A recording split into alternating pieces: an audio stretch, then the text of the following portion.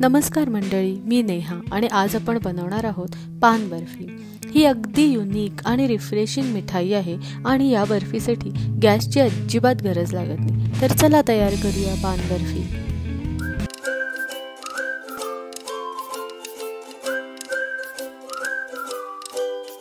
यासाठी आपल्याला साहित्य लागणार आहे 1 वाटी सुके खोबरे, 1 वाटी डाळ किंवा डाळव किंवा तुम्ही फुटाणेही वापरू शकता, अर्धी वाटी साखर, काजू बदाम आणि इतर ड्रायफ्रूट्स, 1 चमचा बडीशेप, 1 मोठा चमचा गुलकंद आणि 2 ते 3 विड्याची पाने किंवा खाऊची पाने। सर्वप्रथम मिक्सरच्या भांड्यामध्ये आपण खोबरं, डाळ, साखर, बडीशेप, गुलकंद आणि पानाचे तुकडे करून घालणार आहोत।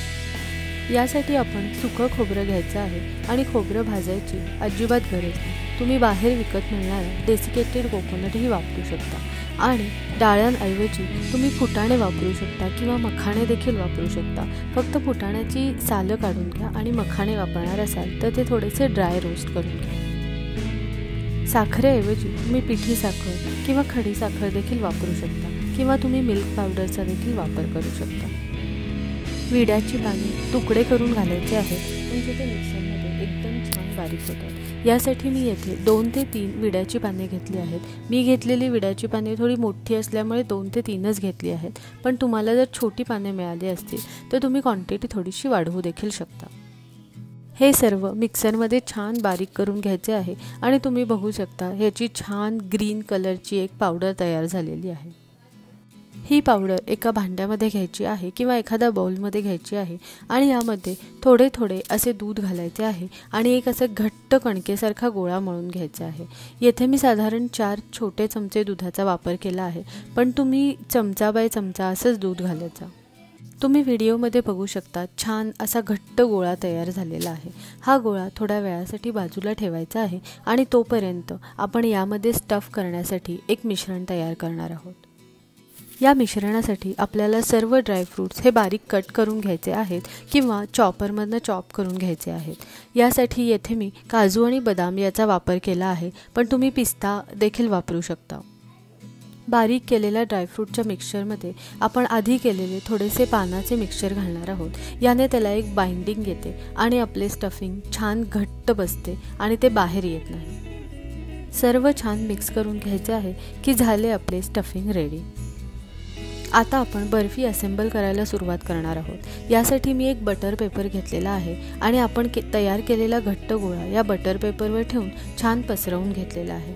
तुम्ही हे हातानेही पसरवू शकता किंवा सरळ एका ताटावर घेऊन लाटण्याने लाटू देखील शकता। तुमच्याकडे जर बटर पेपर अवेलेबल नसेल तर तुम्ही एका प्लेटला किंवा ताटाला तूप लावून त्यावरही हे पसरवून घेऊ शकता, पण शक्यतो बटर पेपरचा वापर केल्याने ही बर्फी अतिशय स्मूथ आणि काढायला इझी बनते।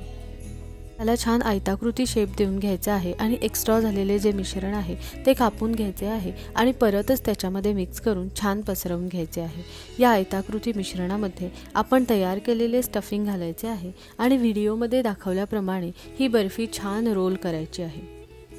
बटर पेपर वापरल्यामुळे ही बर्फी रोल करायला अतिशय सोपी पडते आणि त्याला मध्ये चिराही पडत नाहीत आणि छान स्मूथ टेक्स्चर देखील येते। अशा प्रकारे बर्फी फोल्ड करून घ्यायची आहे आणि छान रोल झाल्यानंतर ही फ्रीजमध्ये 1 ते 2 तास सेट करायला ठेवायची आहे। फ्रीजमध्ये 1 ते 2 तास सेट केल्यानंतर तुम्ही बघू शकता ही बर्फी अतिशय छान दिसत आहे। यानंतर याला मी चांदीचा वर्ख लावणार आहे आणि चांदीचा वर्ख लावल्यानंतर ही बर्फी छान कट करून घ्यायची आहे। तुम्ही बघू शकता आपली ही पान बर्फी तयार झाली आहे। या पान बर्फीला अजिबात गॅसची गरज लागत नाही आणि झटपट अशी तयार होते। एकदम हेल्दी असे इन्ग्रेडियंट्स असल्यामुळे आणि एक छान वेगळी युनिक टेस्ट असल्यामुळे ही बर्फी सर्व वयाच्या लोकांना खरंच खूप आवडते। तुम्ही देखील ही बर्फी नक्की ट्राय करा आणि हो, तुम्हाला जर व्हिडिओ आवडला असेल तर लाईक शेअर करा आणि माझ्या चॅनलला नक्की सबस्क्राईब करा। अशा छान रेसिपीसह पुढच्या वेळी नक्की भेटू।